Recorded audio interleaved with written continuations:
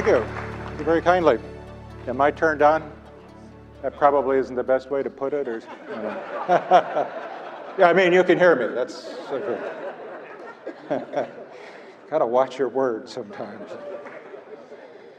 I was just flying back last week from Southern Virginia. I'd given a talk down there, and I sat on the airplane next to a young lady who was grading papers.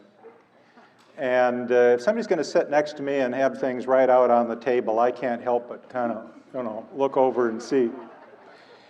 And every time she brought up another paper, they were clearly students' papers. I gathered she was a teacher, and I was right.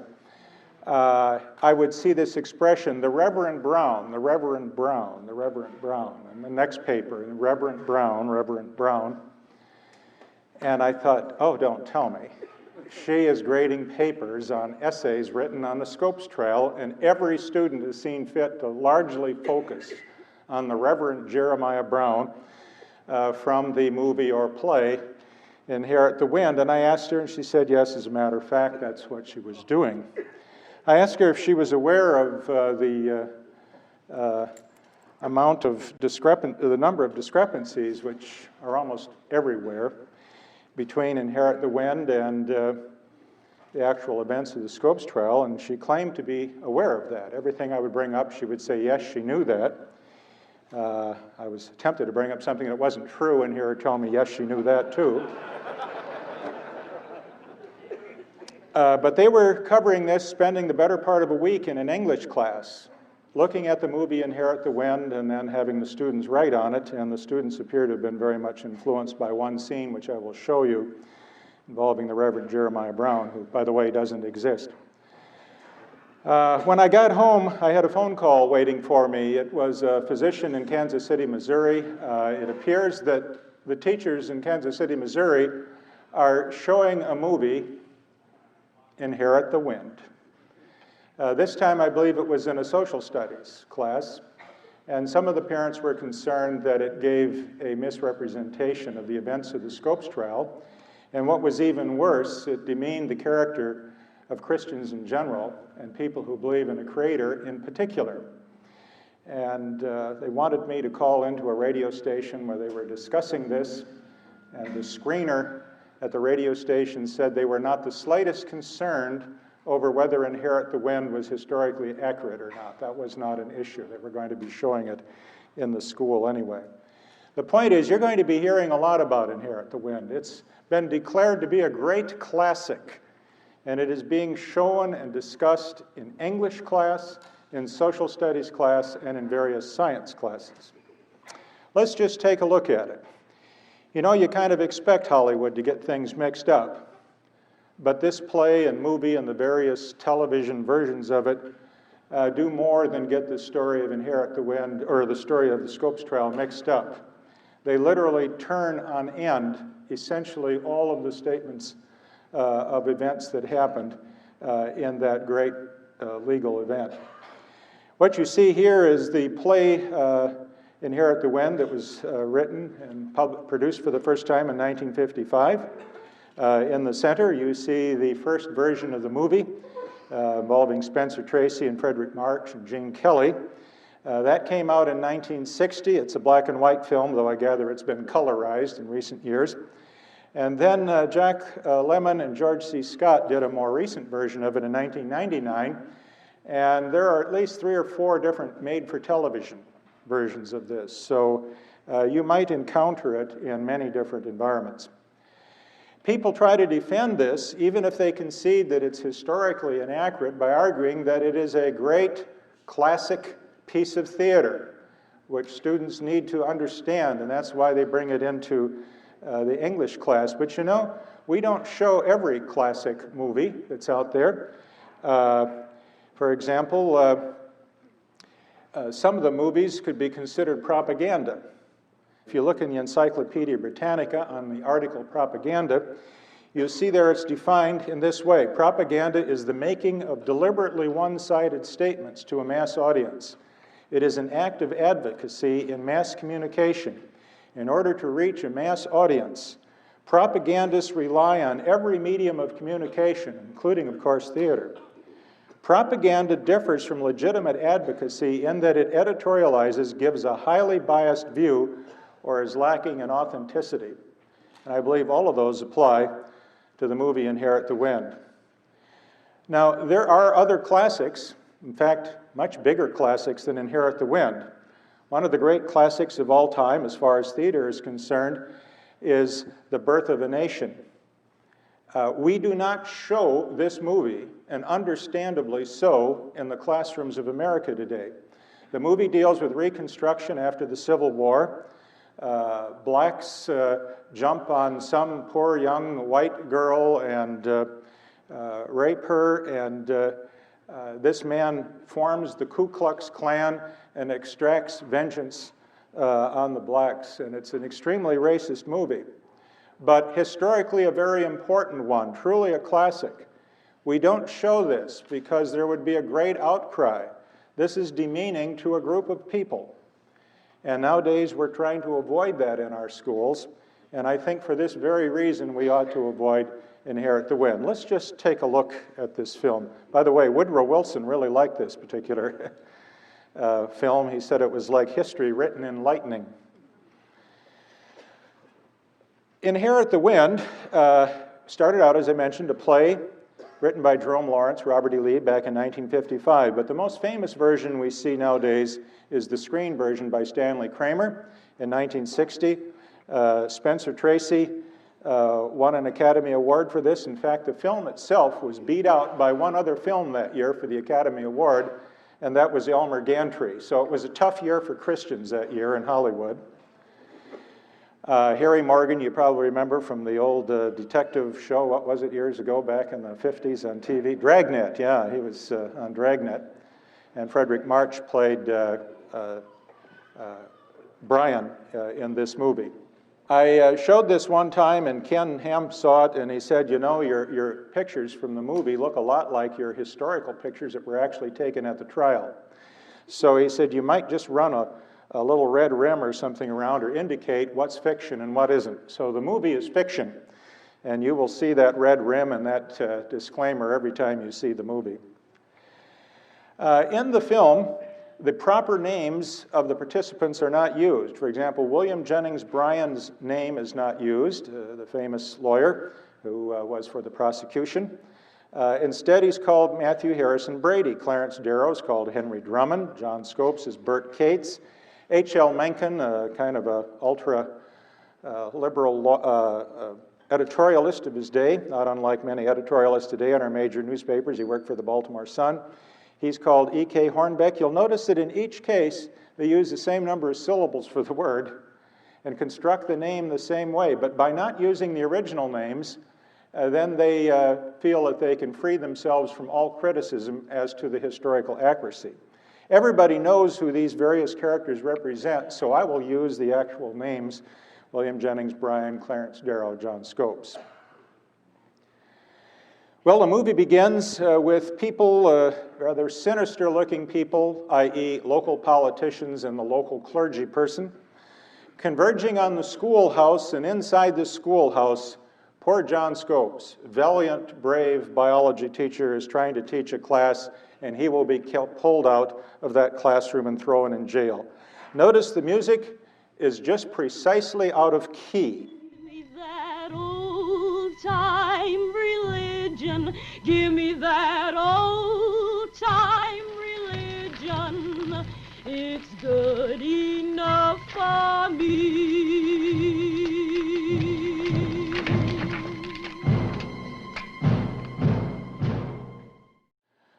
Well, what are the actual facts in the situation? It looks like it's going to be a witch hunt, right? That's the whole idea of the play and the movie, that innocent teacher is teaching, and townsfolk come in to give him a lot of trouble. They are on a witch hunt. Sprague de Camp, in his book, The Great Monkey Trial, which sadly is out of print now, it was one of the really major books on the trial. In the book, he says the trial wasn't a witch hunt, as it's been called, because the accused and his defenders, the witches, were actually the hunters, stalking the law with the intent of overturning it, or at least making it unenforceable. So now you know what the Scopes trial was all about. It was an effort to make a law in the state of Tennessee and in other states unenforceable, to bring it into the courts and with a test trial undercut the law. Who was the organization then that was the witch, or the hunter, and who was trying to get this trial rolling in the beginning? I'm not at liberty to tell you, so I'm just going to reveal the initials.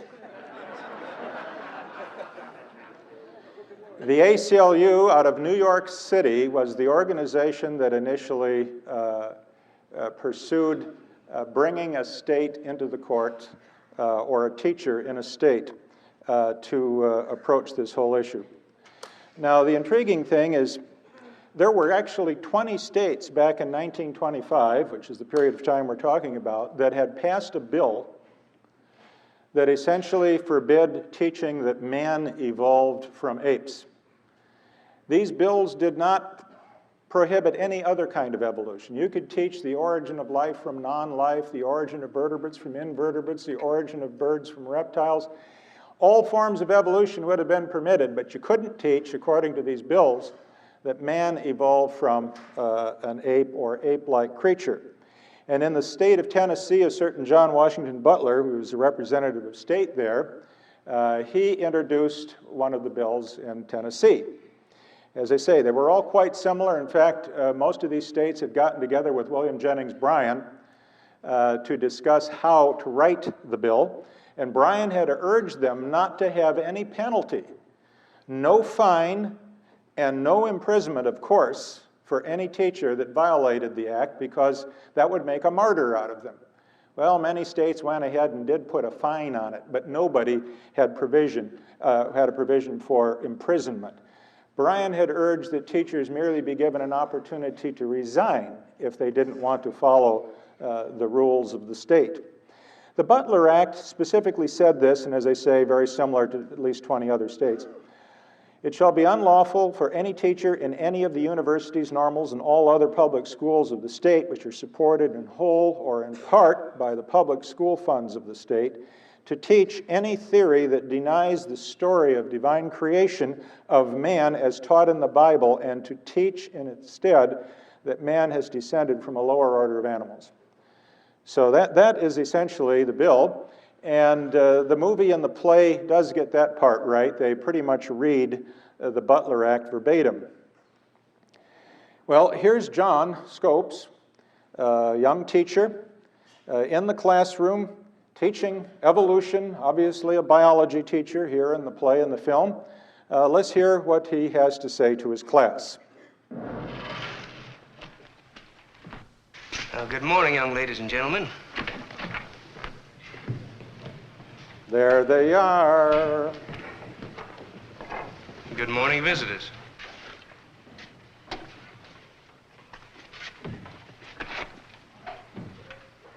You're going to hear some real science now. For our science lesson for today, we will continue our discussion of Darwin's theory of the descent of man.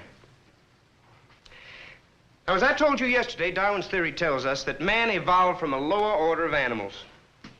From the first wiggly protozoa here in the sea, to the ape, and finally, to man.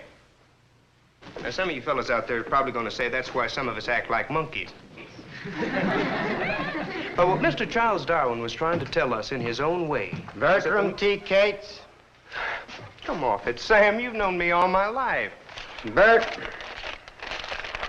you're charged with violation of Public Act 31428, Volume 37, Statute Number 31428 of the State Code, which makes it unlawful for any teacher of the public schools to teach any theory that denies the creation of man as taught in the Bible, and to teach instead that man has descended from a lower order of animals. Bertram Cates, I hereby place you under arrest. Teacher jailed in test of evolution law. What are the facts of the matter? As I mentioned, if you take all of the basic statements in the movie Inherit the Wind, and if you assume the opposite is true, you will be right most of the time. The facts are these. John Scopes certainly didn't know Sam his whole life because, well, John Scopes taught 1 year out of his entire life. Here's a picture of John Scopes at the time of the trial with his father. Scopes had graduated in what is essentially pre-law from the University of Kentucky. He did not have a significant scientific background. John Scopes taught 1 year out of his entire life, and that year was in the Ray County School District of Dayton, Tennessee. Scopes taught math. I understand he did teach a physics class as well. And most importantly, he coached the football team. Scopes was not disliked in Dayton, Tennessee. People thought well of him, and well they might. Nobody knows how he did in the math or physics class, but they had a good football team.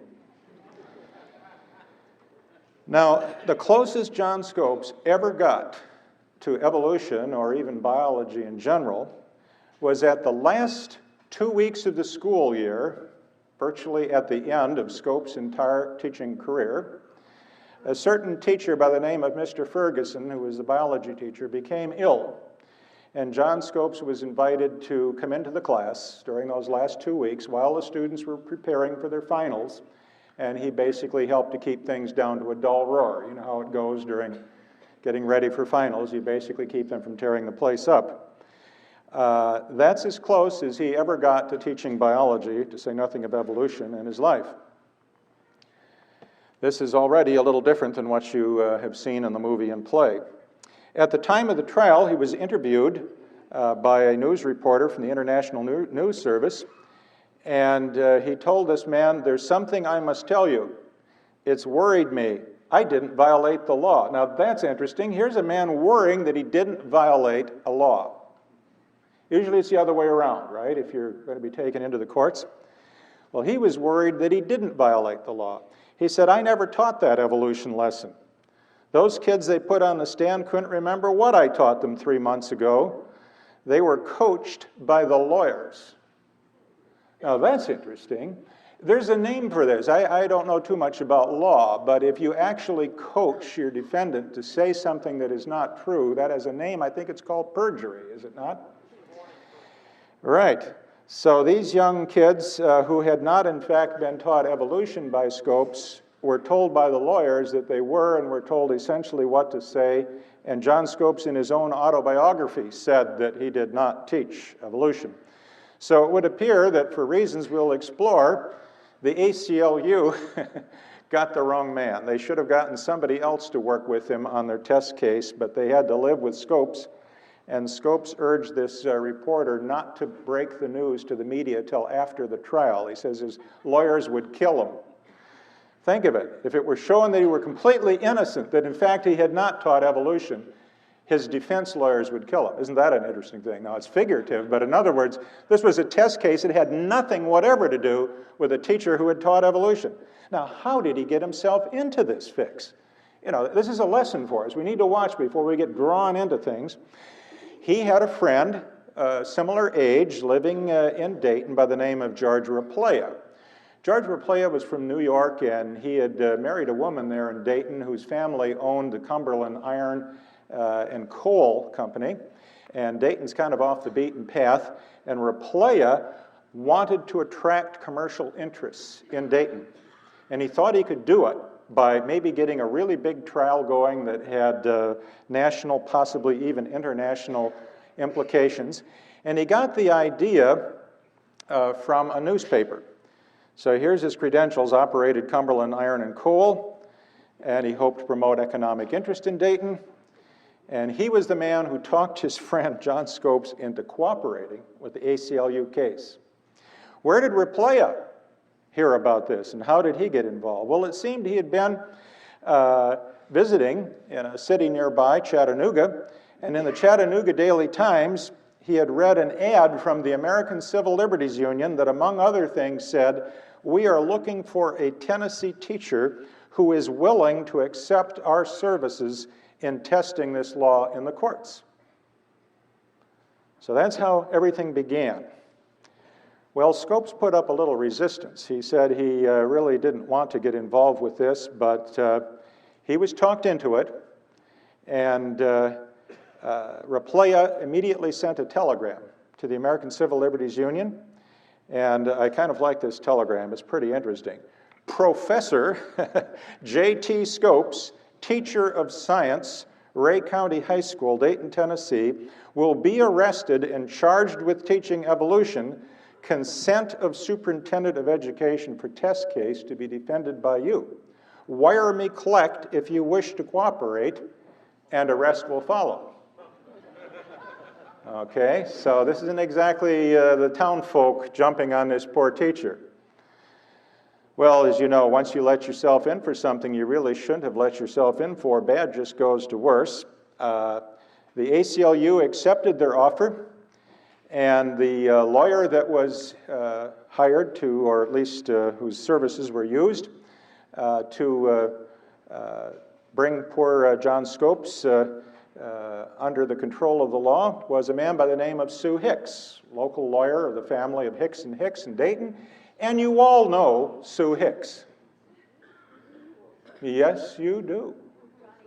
You don't know Sue Hicks from because he prepared the arrest warrant for John Scopes. That would be pretty famous right there, wouldn't it? He was the man that wrote the arrest warrant after the ACLU said they would indeed cooperate and pay all expenses. Probably you don't even know him because he was a lawyer in the Dayton firm of Hicks and Hicks, and you probably don't know him because he was the one that arrested Scopes and then released him on a $1,000 bond, which Scopes never had to pay for. There were all kinds of vested interests here that were providing the money. And he's really quite famous because he was the one who asked William Jennings Bryan, who was a very, very famous speaker and orator of his time and a leader in the Democratic Party, very outspoken scripture and Bible student. He was the one that had asked Jennings Bryan to participate in the trial, which was guaranteed to make it famous. No, the reason you know Sue Hicks is this is the man that the Johnny Cash song, A Boy Named Sue, was based on. This is The Boy Named Sue. Okay, isn't that interesting how people make their names in this world? Well, here's where the troubles really began for poor John Scopes. They're sitting in Robertson's Ice Cream Parlor in Dayton. This is a picture of the real John Scopes at the time of the trial. He's sitting at a typical ice cream table of the time, no doubt sitting on those little heart-backed ice cream chairs. And he's looking at a book. And next to him are various other people in the town. This is one of the Hicks people, the lawyer. And this is his friend, Raplaya, back here. And he was talked into participating in the trial. Scopes had said, look, I didn't teach evolution. But Raplaya says, wait a minute, let's look at the textbook that they were using in this course. And it happened that they were using Hunter's Civic Biology, which is the very book that they're looking at on the table. And they discovered that the textbook taught evolution, so that's close enough. Now, there were a lot of groups that really were out to get evolution into the schools and vigorously supported books like Hunter's Civic Biology, including the National Council of Churches and other liberal theological groups. And you might like to see what sort of things were taught in the name of evolution in Hunter's Civic Biology. Well, from the very edition that Scopes used, we read the following. If we follow the history of man upon the earth, we find that at first he must have been little better than one of the lower animals. At the present time, there exists upon the earth 5 races or varieties of man. The highest type of all, the Caucasians, represented by the civilized white inhabitants of Europe and America. So that's the kind of stuff that was being vigorously defended by liberal theologians in this day and by scientists. The scientific content of Hunter's Civic Biology is really pretty abysmal. After Scopes had agreed to participate, he was whisked off to New York City. And here he is at the headquarters of the American Civil Liberties Union in New York City. He was 24 years old at the time. He's sitting right here at the table. Over here is Clarence Darrow, a very, very famous criminal lawyer, as we'll see. And so Clarence Darrow was pitted against William Jennings Bryan. This is like the 2 most famous lawyers in the world who are poles apart in terms of their religious views or lack thereof. And it was guaranteed to produce fireworks, and indeed it did. Darrow was well into his 70s at the time of the trial. In fact, this was the last case that he fought, the Scopes trial. In the movie, we see a stark difference between the portrayal of Brian and the portrayal of Darrow. Here's Brian, who remember is called Brady in the movie, and his entrance into Hillsboro, which is the name the movie gives to Dayton, Tennessee. Notice he's a very proud man, comes in very pompous.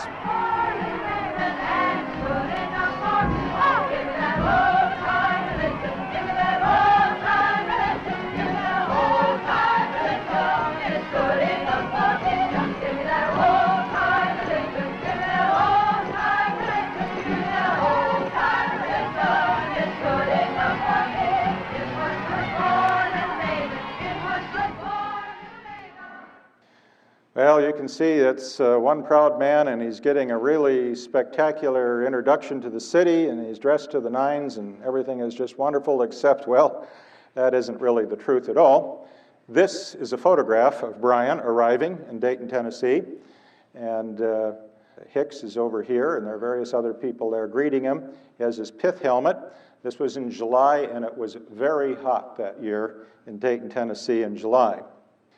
Another thing that the film and the play kind of pokes at is they try to make Brian a very pompous man with an extremely tedious sense of humor. Listen to this. Colonel Brady, I like the sound of that. Friends, Mrs. Brady and I are delighted to be among you. We all voted for you 3 times. I trust it was in 3 separate elections. I can only wish for one thing, that you're not giving us quite so warm a welcome. The interesting thing is in the book and the play, they argue that this play does not occur in any time in history. It could be the past, it could be the future. But in the play, the bailiff in the court says that he had voted for Brian, and he gives the years when he had voted for Brian, and they're the very years that Brian ran. So the play and the movie is being completely ingenuous when they suggest that this is not an event, a specific event in history. What is the actual truth about Brian? What kind of man was he? Was he kind of a strutting, pompous? He's sort of portrayed as a glutton. He's constantly chewing on chicken and belching and what have you. Sprague de Camp was very much on the side of evolution. Certainly was not a creationist in any sense of the word, but in his book, this is what he had to say about Brian. As a speaker, Brian radiated good-humored sincerity. Few who heard him could help liking him. In personality, he was forceful, energetic, and opinionated, but genial, kindly, generous, likable, and charming. He showed a praiseworthy tolerance towards those who disagreed with him. Brian was the greatest American orator of his time, and perhaps any time. He had a voice that was very interesting. It was kind of a thin-pitched voice, and it could cut through sound in outdoor environments. Remember, they didn't have PA systems back then. They didn't wear 3 microphones like I have on right now. And he could be heard in a crowd even much bigger than this outside. This is a picture of Brian when he was a young man, and he would be famous for many reasons, even if he hadn't participated in the Scopes trial. He was a great American orator. As you've heard, he traveled the Chautauqua circuit. This was before TV. In fact, it was in the infancy of radio. And in many small towns, people were entertained by going out and hearing a speaker, much as you are today here. And these speakers used a form of English that you would not get away with today. They drew deeply from Greek mythology, from the Bible. It was a very, very sophisticated English that demanded a good background in history and in mythology and other areas. Someone tried to give a lecture like that today for a general population, and I don't think it would go over so well. He was an outspoken Christian, ran a very, very large Bible class, and was well known for his Christian activities. He was a leader of the Democratic Party for 30 years, and he ran for president 3 times, and he never made it in any of the 3 runs, which is a little surprising given his immense popularity among the citizens. But a lot of people may not realize this, but a lot of the people that supported him as a Christian and as a person were sometimes disinclined to vote for him because politically, today we would call him a liberal. He was at least very progressive. And so a lot of people who appreciated him as a conservative would not, due to political differences, have necessarily voted for him. In fact, Clarence Darrow supported him in his first 2 runs for the presidency, and he was sort of the arch-liberal of his time. He did serve as Secretary of State under President Woodrow Wilson. This is the way he sounded. I can conceive of a national destiny which meets the responsibilities of today and measures up to the possibilities of tomorrow. Behold a republic resting securely upon the mountain of eternal truth, a republic applying in practice and proclaiming to the world the self-evident propositions that all men are created equal. So you can see he had a very distinctive voice. Let's just look at some of this man's achievements. Most of us in this room, I suspect, will never rise to the level of really any of these. While he served as Secretary of State, he played a large role in the following things: the popular election of senators, the development of a federal income tax. Okay, folks, let's let bygones be bygones, shall we? The unlimited coinage of silver, the establishment of the Department of Labor, the Department of Health, Education, and Welfare, workmen's compensation, minimum wage, women's suffrage, minority rights. I guess either way works. The Pure Food and Drug Act, and he was a bit of a pacifist, actually, although he was a colonel in the United States Army, and he tried to prevent the outbreak of World War I. So, as you can see, for his time, a very progressive politician who had been involved in a great deal of very important legislation. How did the media portray William Jennings Bryan? Well, you can just about guess. Anyone that would champion the creation point of view is going to get the usual vilification in the media. Here in the Cleveland Plain Dealer, on the left, we see Bryan as a crusader sitting on a horse, marching through in the name of religion. This was another favorite portrayal. This one was in the Chicago Tribune. It shows Bryan as Don Quixote jousting with windmills, and of course the windmill is evolution, implying his futile efforts to stop the unstoppable. This cartoon shows you how vicious it could get even back then. We know it can get vicious today if you dare to doubt Darwinism. And it was no different back then. This is supposed to be Bryan standing on a cliff, dumping a garbage can full of documents over, and they are falling into the dark ages, as you can see. And what are these documents that he's trashing? The cartoon says rubbish, and the rubbish that he's trashing is the whole of agriculture, the law of gravity, mathematics, mechanics, animal husbandry, medicine, surgery, x-rays, steam, and navigation. That's for doubting Darwin.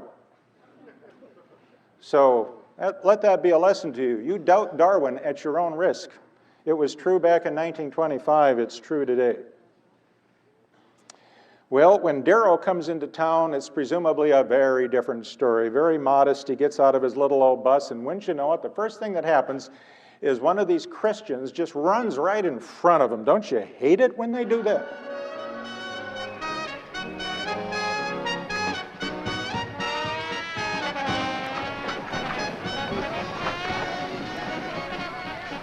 Hello, devil. Welcome to hell. Hello, Hornbeck. Hillsborough, heavenly Hillsborough. This is supposed to be H.L. Menton, and it was certainly not cast very well in the movie. He's made out to be an altogether pleasant sort of guy, as indeed Darrow was. What do we know about Clarence Darrow?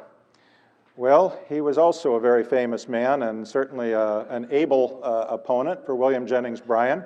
He was arguably America's most famous criminal lawyer, ever. That includes to this very day.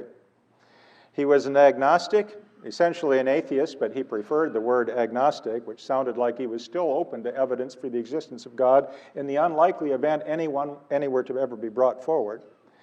He was an outspoken critic of what he called fundamentalism. He was strongly opposed to the death penalty.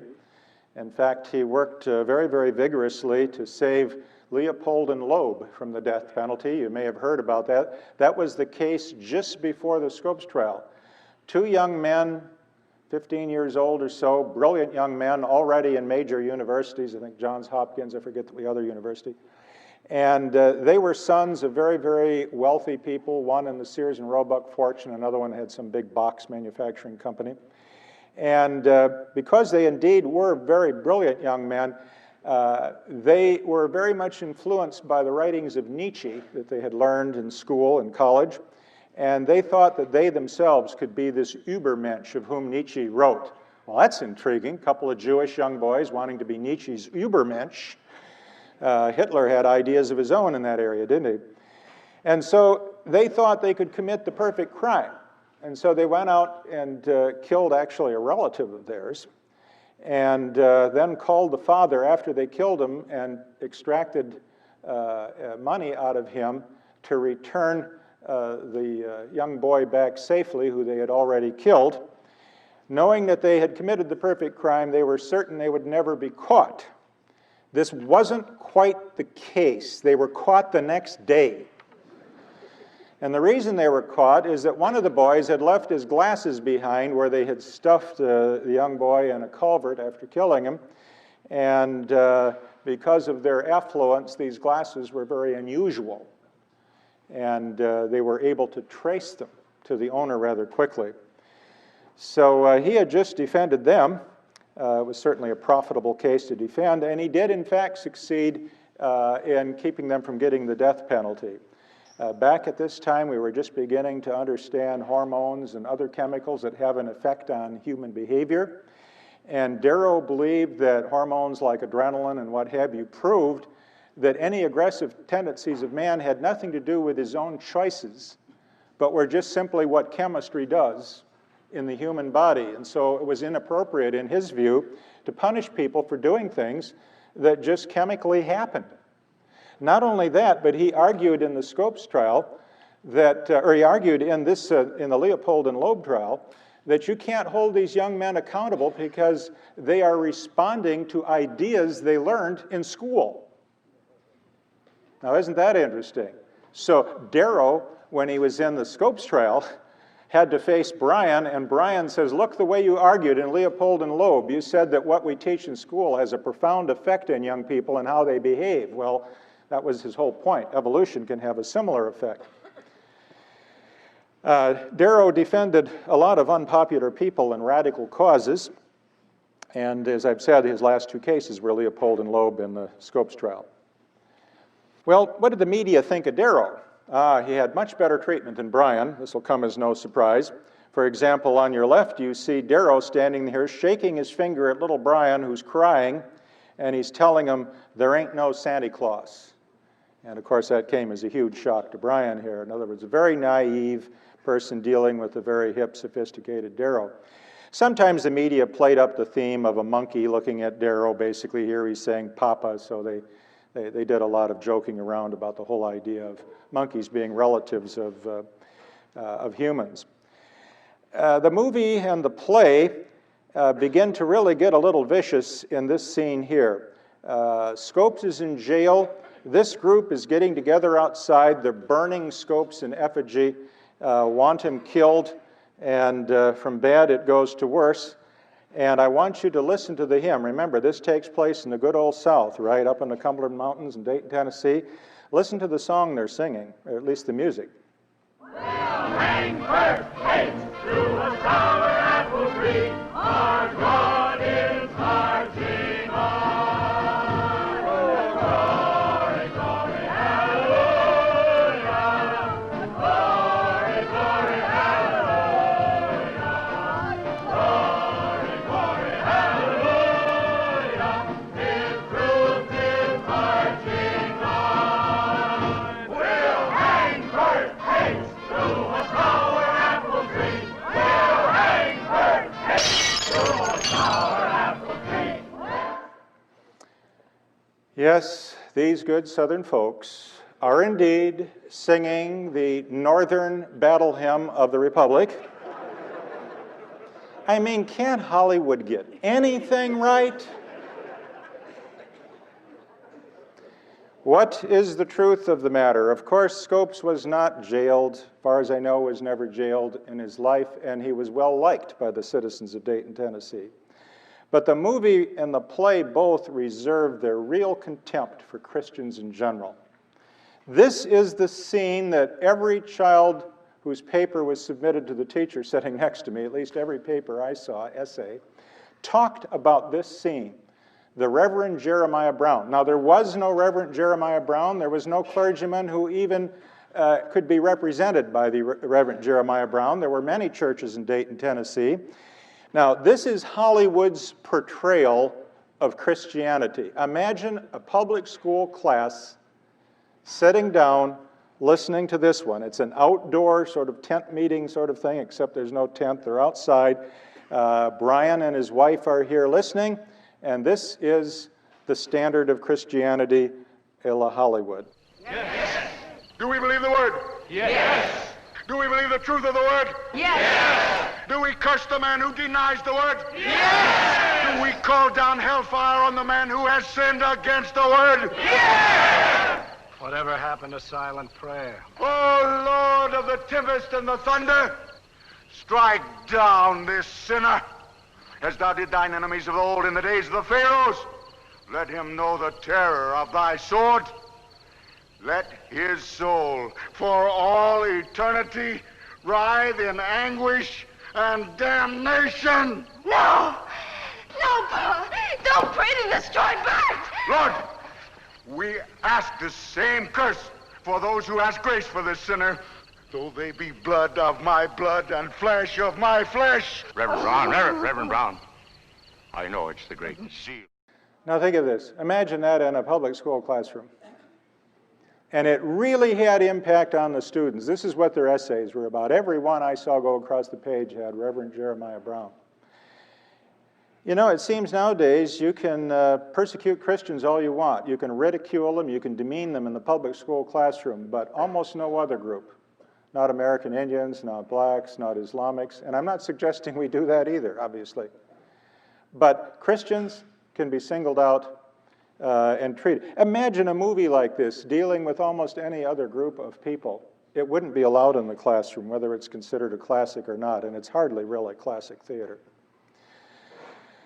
What is the truth here? Well, there was no Jeremiah Brown. Scopes did not have a steady girlfriend at the time. He was only around for a year. Things didn't move that fast in those days.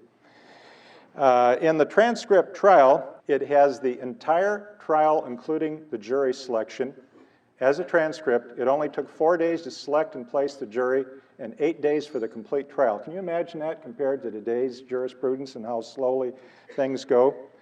But in the trial transcript, Darrow is commenting on how he had been treated by the people of Dayton, Tennessee, these Christian folks that you've just seen vilified in the play. He said, and I quote for the trial transcript, "I don't know as I was ever in a community in my life where my religious ideas differed as widely from the great mass as I have found them since I've been in Tennessee. Yet I came here a perfect stranger, and I can say what I've said before, that I have not found upon anybody's part, any citizen here in this town or outside, the slightest discourtesy. I have been treated better, kindlier, and more hospitably than I fancied would have been the case in the North." How about bringing that into the classroom to show the students after they've seen the play? Rather different understanding of the whole play. Well, you can still visit the Ray County Courthouse to this day. A beautiful building that's been just magnificently restored and preserved. There's a museum down in the basement down there, and you can go through the whole building. There's a railroad track back here about a block away, and if you spend much time in the building, you'll hear the train rumble by, and indeed the train rumbled by during the Scopes trial. You can see in the transcript they had to stop every once in a while until the train got past. If you look at the building on the inside, it too has been restored. The old metal ceilings are up here, and pretty much the same old windows and the chairs, the railing, everything very much as it was at the time of the trial. In fact, let's just morph this picture into a picture taken in 1925, and you'll see the interior is indeed very, very similar. They just don't have the old potbelly stoves in there anymore. And that room was filled to the max in 100 degree or 90 to 100 degree temperature back in 1925. You can see the crowd here gathered for the trial. Newsmen came from all over the world. In fact, this was the first trial to be broadcast on the transatlantic cable, which had just been laid, and radio was just in its infancy. It was certainly one of the first trials to be broadcast on the radio. So the proceedings of this trial, as indeed the American Civil Liberties Union had anticipated, were to impact on the whole of America and Europe. Everybody would be hearing about this trial, which juxtaposed two very, very famous lawyers with very different points of view over the issue of creation and evolution in the public schools. The same battle is being fought today. In fact, a lot of the arguments are very similar. This is a kind of a famous picture of Brian on the right and Darrow on the left. You see the fan to keep warm, and today, of course, you wouldn't dare have a cigarette in the hands of Darrow. That would be a no-no, but back then it still wasn't considered all that evil. These two gentlemen were elderly, both at the end of their career, and the legal question in the trial, and this was technically the only legal question that could be addressed in the trial, is the following. Did John Scopes violate the Butler Act by teaching that man has descended from a lower order of animals? Both the prosecution and the defense knew he hadn't taught this. Scopes knew he hadn't taught it, and both sides agreed to keep it under their hat because it had nothing to do with Scopes teaching evolution in the school. It had to do with a test case that was to test laws like the Butler Act. Okay, things get even more interesting. There's no trial like this in the whole history of American jurisprudence. Brian spelled out what his objectives were in the trial. What, in fact, did he hope to accomplish? In his own memoirs that were completed by his wife after his death, he said his first objective was to establish the right of taxpayers to control what is taught in their schools. That sound familiar? See how few things have changed over the years?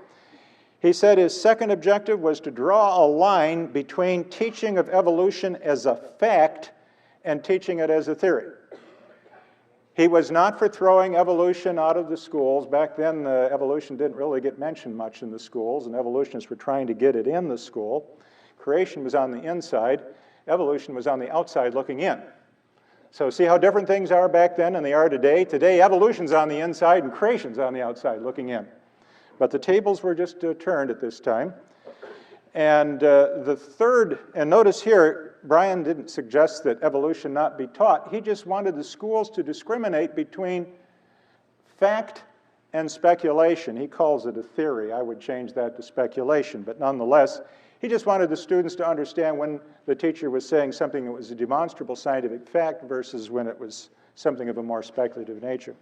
And his third objective was to see that teachers proven guilty of this offense should be given an opportunity to resign and not fined or jailed. What was Darrow's objective? In Darrow's own autobiography called The Story of My Life, Darrow said he only had one objective. He says, my object and my only object was to focus the attention of the country on the program of Mr. Bryan and the other fundamentalists in America. So he saw as his object somehow crushing fundamentalism. And he saw a significant component of that was to bring evolution into the schools, and that would be then the demise of what he referred to as fundamentalism or Christian fundamentalists.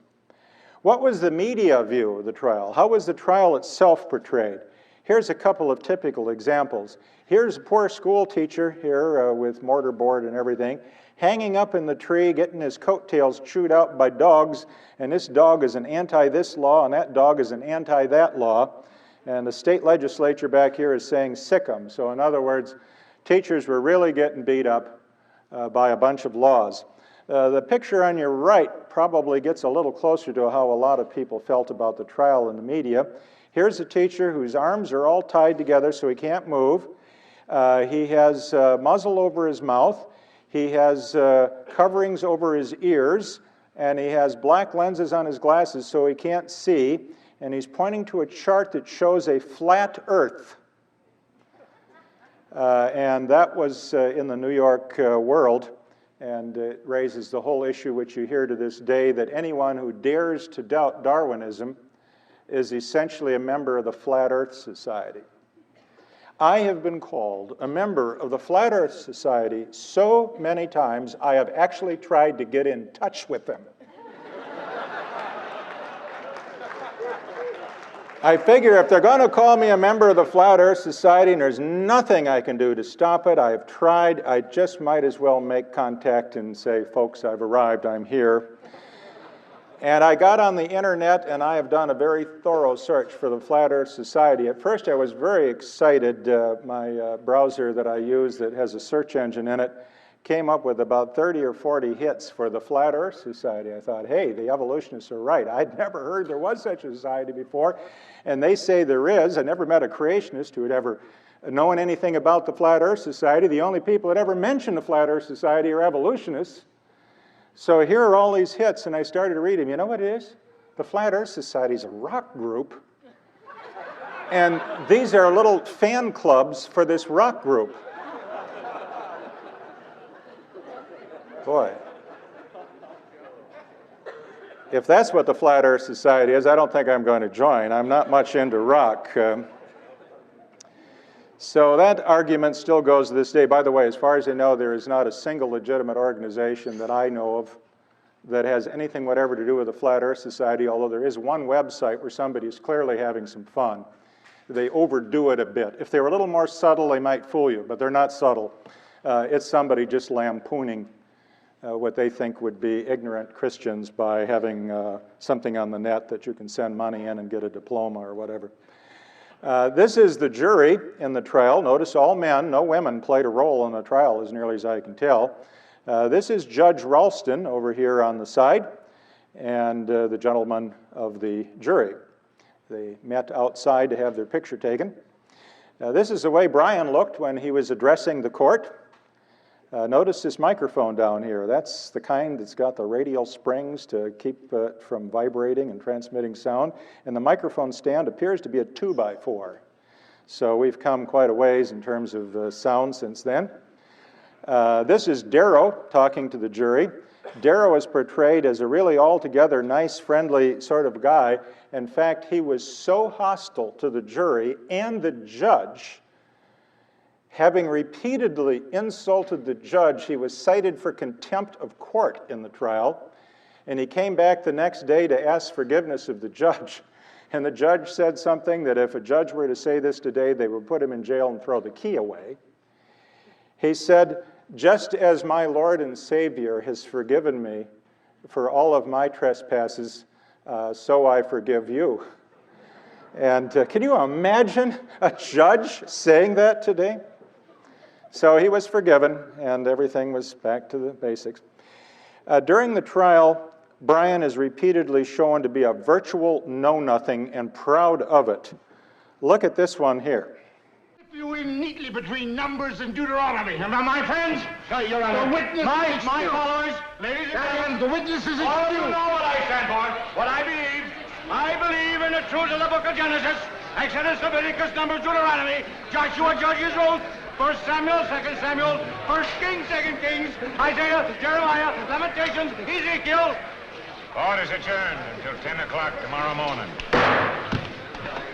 Everybody is shocked.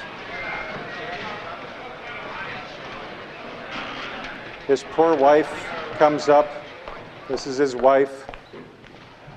Nat, dear, let's go home. Now, this is just amazing.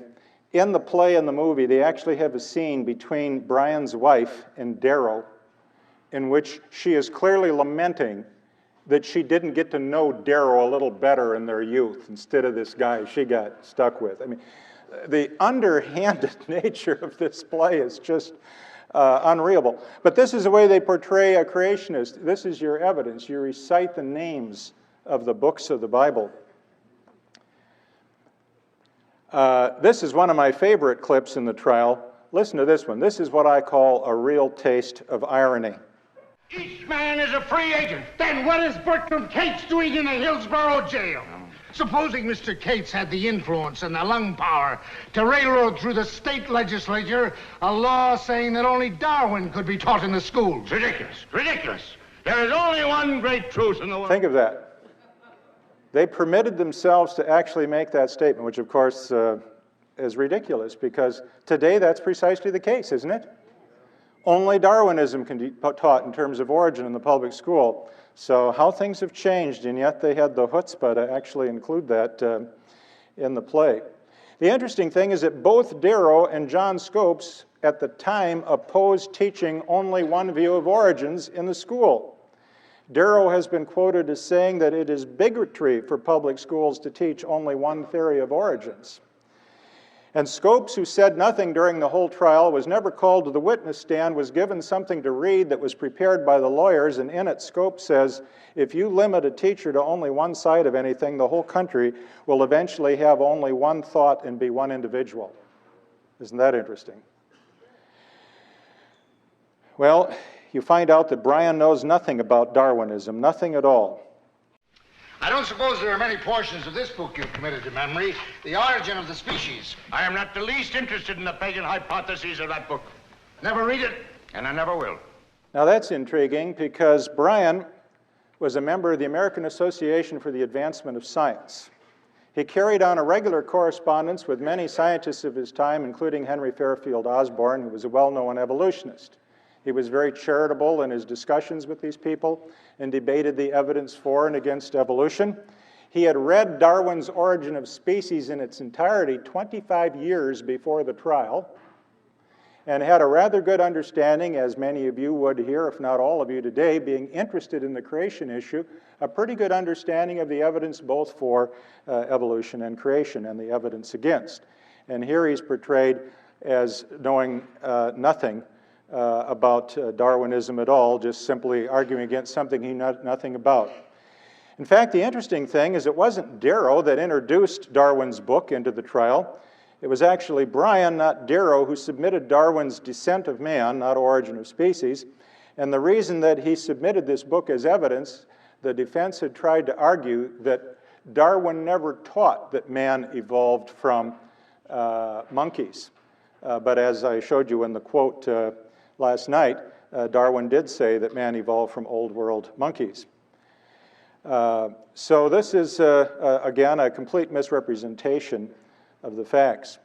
This is another of the lawyers. In fact, this whole group here represent lawyers for the defense. There's Scopes down here, and this is Brian here. And it's interesting to look at some of the arguments they presented. Now, one of the key points of evolution that sort of was danced around a bit in the trial is that evolution is where all life comes from one cell, you know, some primordial cell. What the defense did, and this is very clever, I would say devilishly clever, they substituted embryology in for evolution. So all life comes from one cell, right? The fertilized egg. And by swapping in the fertilized egg as the life that life comes from, they could sort of dance around and substitute embryology for evolution. Now, I know what you're thinking. Surely it wasn't that bad, was it? Let's just look and see what happens here. Judge Ralston, who you see here on the left, was getting a little confused by what he was hearing. And so he asked Clarence Darrow whether he was saying that all life on Earth came from some primitive original cell. Look at this answer that Darrow gives. Well, I'm not quite so clear, but I think it did. All human life comes from one cell. You came from one, and I came from one. Nothing else, a single cell. Isn't that clever? You think, well, Darrow was clever that way. None of the other lawyers would do anything like that. Well, let's look at another lawyer. This is Arthur Garfield Hayes, another lawyer for the defense. What did he say in the courtroom? He says, I know that in the womb of the mother, the very first thing is a cell, and that cell grows and it subdivides and it grows into a human being, and a human being is born. Does that statement, as the boy stated on the stand, that he was taught that man comes from a cell, is that a theory that man descended from a lower order of animals?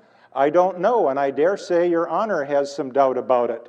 Are we entitled to find out whether it is or not in presenting this case? So you see, embryology, the development in the womb, is substituted in for evolution. In fact, the jury was told that if we don't teach evolution, physicians will know nothing about how the baby develops in the womb, and this will be very bad. You think, well, okay, a couple of the lawyers got a little confused. Well, it wasn't just a couple of the lawyers. Dudley Field Malone, a Roman Catholic who specialized in divorce court cases, subsequently became a movie star after this time. This is what he said. The embryo becomes a human being when it's born, not until, by the way. Evolution never stops from the beginning of the one cell until the human being returns in death to lifeless dust. We wish to set before you evidence of this character in order to stress the importance of the theory of evolution. You think, well, what do lawyers know, right? I mean, they get confused about these things, intentionally or unintentionally, but we know that there were scientists who were there who were professional evolutionists, and they certainly wouldn't get confused on this issue, would they? In fact, here are the scientists, as well as a couple of lawyers, who were assembled as expert witnesses at the trial. Now, it turns out they never testified beyond one of them, who I will quote, and the reason they didn't testify is the issue wasn't whether evolution was true or not, it was just, did Scopes teach it or not? And so the defense said, we really don't have to, or the prosecution said, we're not here to prove whether evolution is true or not, but Brian finally gave in and he says, okay, I propose that you bring your experts in and that the scientists tell us about evolution. The only thing I ask is that we can cross-examine them.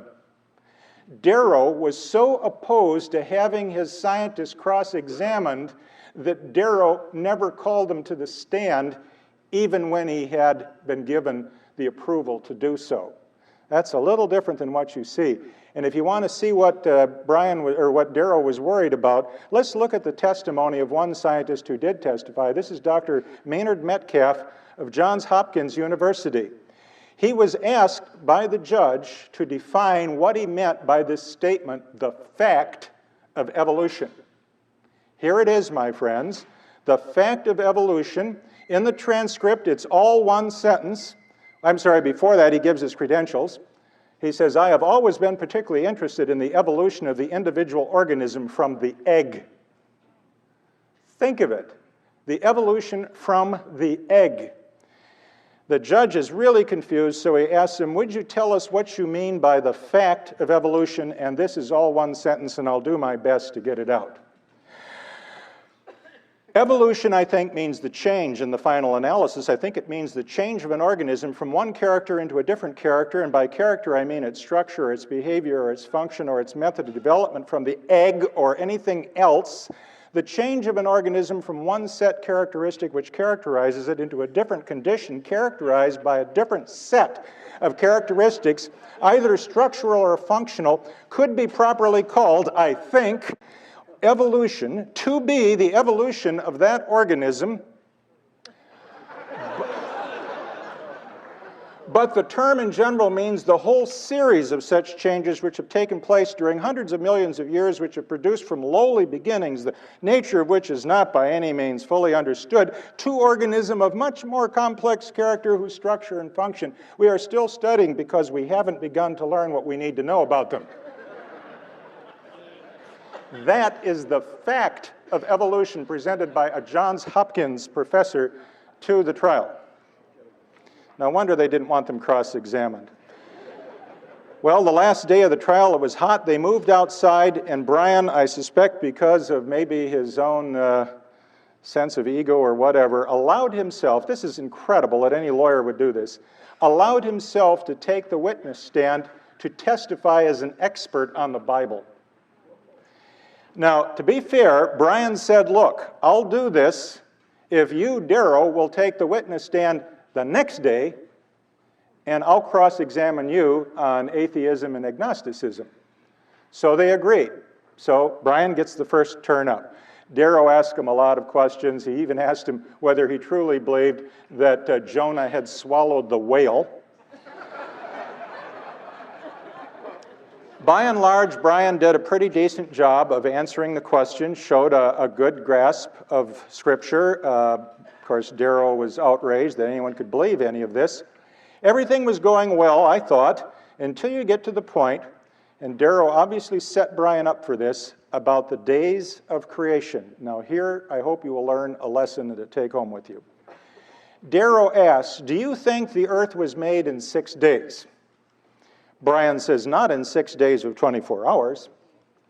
Darrow says, doesn't it say so? Brian says, no, sir. You can see he's getting in trouble.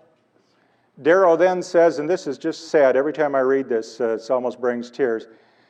Does the statement, the morning and evening were the first day and the morning and evening were the second day, mean anything to you? That's being put on the hot spot, huh, for Darrow, or for Brian. Brian says, I do not see that there is any necessity for constructing the words the evening and the morning as meaning necessarily a 24-hour day. Darrow's clever. He comes back with, so the creation might have been going on for a very long time, and Brian just jumps in the whole way now. It might have continued for millions of years. When Brian said that, Darrow was done. Darrow came in the next morning and asked the judge to instruct the jury to find his own client that he was defending guilty as charged. I don't think this has ever happened in American jurisprudence. And why was he in such a hurry? Remember, that's the day he was supposed to take the witness stand, right?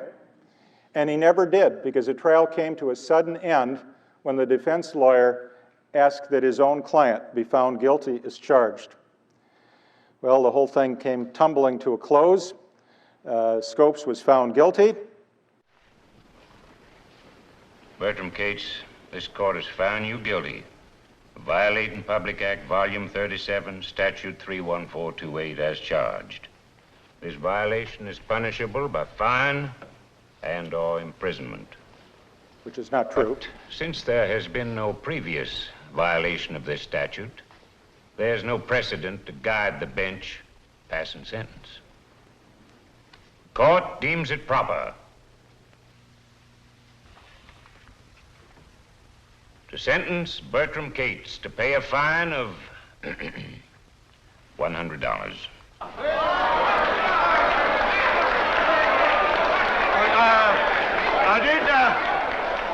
Did Your Honor say $100? That is correct. That seems to conclude the business of the trial. But, Your Honor, the prosecution takes exception. Why, the issues are so titanic, the court must mete out more drastic punishment. Isn't this ironic? Here's the man that had urged everybody not to have any fine at all in all 20 states. He had offered to personally pay the fine for Scopes. And in the play and the movie, he is shown as being very vindictive and regretting that the punishment wasn't far more draconian when he was the fellow that had cautioned. I mean, nothing is portrayed accurately in this play or movie. The opposite is the truth in almost every case. Well, Scopes was found guilty. This is an actual picture at the time of the trial. The whole case was reversed subsequent to this because of a technicality, and so he wasn't even fined the $100. And the Butler law was overturned in the 60s in Tennessee versus Epperson. And today, Tennessee is no different than any other state in having evolution be sort of the exclusive domain of the public school. Well, in the movie, we see Brian tries to give his closing argument. Neither side, in fact, gave a closing argument because the defense conceded the guilt of their client. So there were no closing arguments. But in the movie, you have Brian trying to give it. He goes crazy, becomes completely unglued, and in a heat of insane religious fervor, keels over and dies on the courtroom floor. This is a picture of Brian taken 5 days after the trial. He died that day that this picture was taken. He died from complications from a long-standing case of diabetes, which in those days was not treated very well. And he had had a very vigorous activity up to this point. He had been nearly killed by being brushed by a car. He had traveled several hundred miles over country roads, giving lectures here and there. He had gone up into the hills around Dayton to help select a site for building Bryan College, and he died in his sleep Sunday, July 26th. Now, what kind of price do you pay for daring to criticize Darwinism or limit its spread in the public schools? I want you to read this obituary written by H.L. Menton, who was an editorialist of his time from the Baltimore Sun. This is what H.L. Menton said about William Jennings Bryan.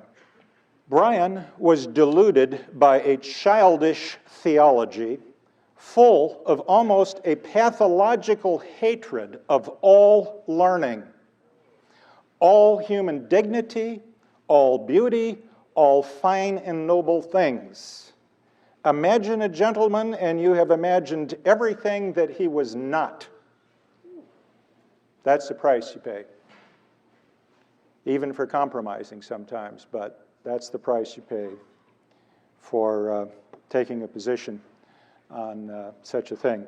Well, if you're interested in this trial, as I say, you can pick up the transcript. I saw some books at a table out there, and we have the books over here from AIG. And there's also a smaller book written by a man named John Cornelius from Bryan College. On the internet, you can look up scopestrial.net. And there you will be able to see most of the transcript on at least the first 4 or 5 days on the web, and pick up a lot of articles on the Scopes trial, including one that I have written. And I thank you very kindly.